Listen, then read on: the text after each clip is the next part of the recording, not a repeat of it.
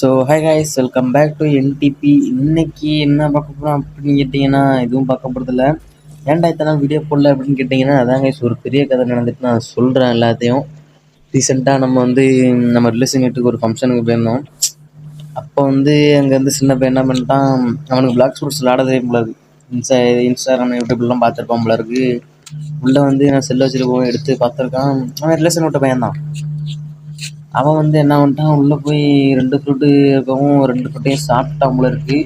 சரி, நான் கேமில் பார்க்குறேன், பார்த்தா புத்தா ஃப்ரூட்டு மட்டும் தான் இருக்கு. சரி, சாரி, மேமத்து ஃப்ரூட்டு சாப்பிட்ருக்கு. என்னால் ஒன்றும் சொல்ல முடியல. என்னடா அப்படி போய்ட்டு அப்படின்னு பார்த்துக்கிறேன். ஒன்றும் சொல்ல முடியல. அதனால தான் இந்த நாள் வீடியோ போடலை.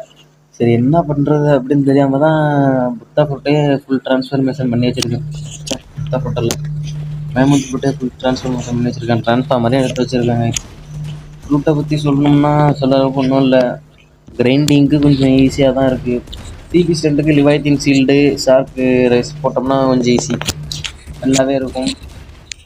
வேறு சொல்கிற அளவுக்கு டிவிபியெல்லாம் நல்லா பண்ண முடியல வயசு இதில். என்ன கேட்டால் ஓரளவு ஆவரேஜ்னால் சொல்லலாம் இந்த ஃப்ரூட்டை.